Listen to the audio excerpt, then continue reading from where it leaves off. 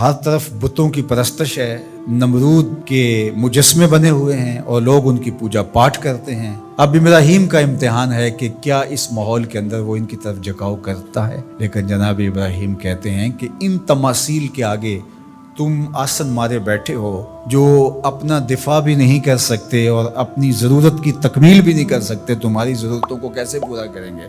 تو یہ میرے رب نہیں ہو سکتے۔ شمس و قمر کو، چاند کو، سورج کو، ستاروں کو پوجتے ہو، اچھا یہ چاند، یہ ستارے رب ہے؟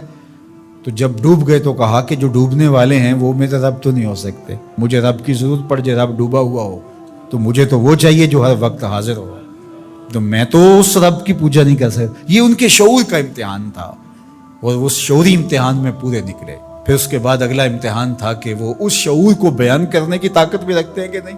پھر بت کدا ٹوٹتا ہے، نمرود کا دربار سجتا ہے، اور وہاں جو خطبہ حضرت ابراہیم نے دیا زمانے نے سنا، جب کلہاڑا اس بڑے بت کے کندھے پہ رکھ دیا اور باقی سارے بتوں کا تیا پانچا کر کے رکھ دیا، جب وہ میلے سے واپس آئے تو ابراہیم بڑی بے نیازی سے بولتے ان کے بڑے نے کیا ہوگا، دیکھو اسلحہ تو اسی کے کندھے پر ہے۔ تو وہ کہنے لگے ابراہیم تو جانتا ہے یہ بولتے نہیں ہیں، اور حضرت ابراہیم یہی تو لانا چاہتے تھے۔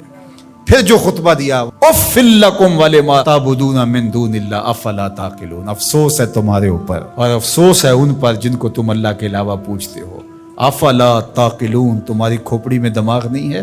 اور پھر اللہ کی توحید کا بیان فرمایا۔ پھر اس کے بعد جان کا امتحان آیا، تو پھر جلتے ہوئے شعلوں کے اندر جس طرح ہنس کے داخل ہوا پیغمبر، یہ الگ اور نرالی شان تھی۔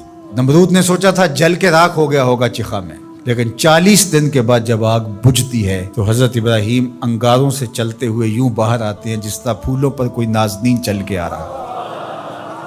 پھر 87 سال عمر ہے، اللہ تعالیٰ پھر حضرت ہاجرہ کے بطن سے حضرت اسماعیل کی صورت میں اولاد عطا کرتا ہے۔ اب اتنی بڑھاپے کی عمر میں اولاد نصیب ہو تو انسان کا جی چاہتا ہے سارے کام کاج چھوڑ کے گھر بیٹھ جاؤں اور میں اپنی اولاد کے چہرے کی بلائیں لوں، لیکن حکم ہوتا ہے اپنی زوجہ کو بھی اور اپنے نو مولود بیٹے کو بھی ایسی وادی میں چھوڑ آؤ جہاں کوئی سبزہ بھی نہیں ہوگا۔ اللہ اکبر۔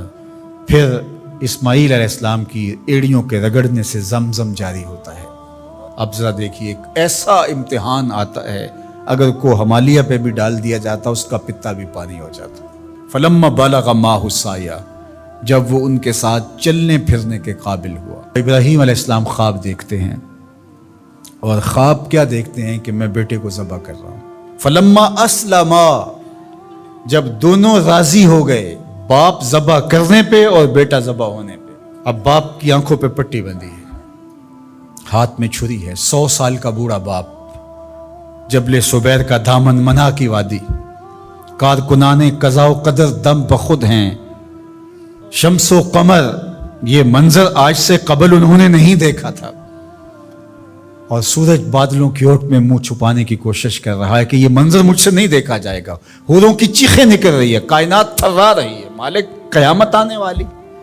اور مالک بھی فرشتوں سے کہہ رہا تھا کہ تم کہتے تھے نا کہ سجدے ہم کریں گے، تسبیحات ہم کریں گے، انسان تو دینگا مشتیاں کرے گا، ذرا میرے بندے کی اس ادا کو بھی دیکھو، میرے حکم کی تعمیل پر میرے بندے کی اس انوکھی ادا کو بھی دیکھو۔ چھری کی نوک حلق کے اوپر رکھ کے پورا وزن ڈال دیا، گلا کٹ گیا، خون بہنے لگا۔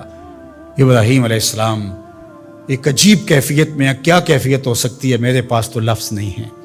اللہ اکبر۔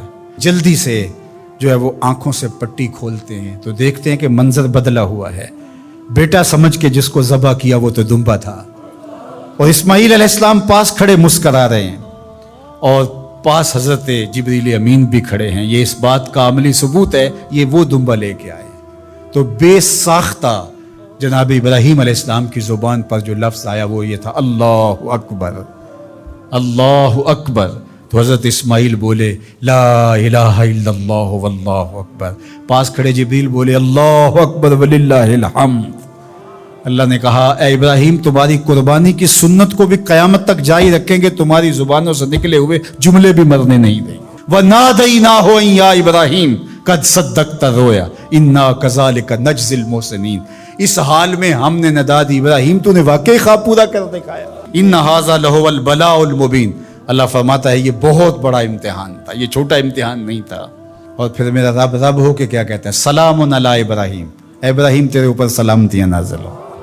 اللہ اکبر۔ پرسوں بھی میں کسی منڈی کے قریب سے گزرا، کہتے ہیں اس علاقے کی سب سے بڑی منڈی ہے، تو ہزاروں جانور، ہجوم محبت، اور سڑکوں پر، گلیوں میں، بازاروں میں کوئی یہاں گائے لے کے جا رہا ہے، کوئی بیل، کوئی اونٹ اٹھا کے لے کے جا رہا ہے، تو بے ساختہ میری زبان سے یہی نکلتا ہے سلام علی ابراہیم، ابراہیم تیرے اوپر سلامتیاں نازل ہوں۔ اللہ اکبر۔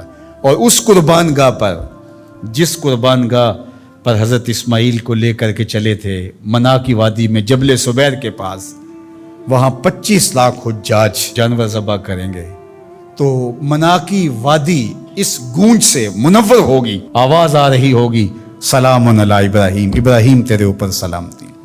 ابراہیم علیہ السلام نے چھوٹا کام نہیں کیا، بہت بڑا کام کیا، لیکن میرے رب نے بھی پھر جو اعزاز دیا، جو تکریم دیا، عرض کی گئی یا رسول اللہ یہ قربانیاں کیا ہیں؟ فرمایا تمہارے باپ ابراہیم کی سنت ہے، قیامت تک وہ نقشہ ہماری آنکھوں کے سامنے رہے گا، اور لوگ اپنے قیمتی متاع کو اس طرح قربان کرتے رہیں گے۔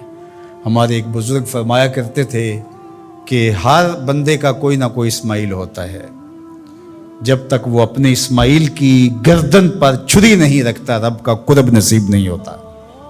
تو اپنی عزیز ترین متاع اللہ کی راہ میں قربان کرنے کا موقع آ جائے، وہ جان ہو، وہ اولاد ہو، وہ مال ہو، وہ منصب ہو، جب حالات تقاضا کریں اور آپ کو لگے کہ میرے مالک کا مجھ سے یہ تقاضا ہے، تو راہ خدا کے اندر قربان کرنے کا جب یہ جذبہ اس لیول تک پہنچ جائے، تو پھر آپ اس نور سے مالا مال ہوتے ہیں، اس فیض سے فیض یاب ہوتے ہیں۔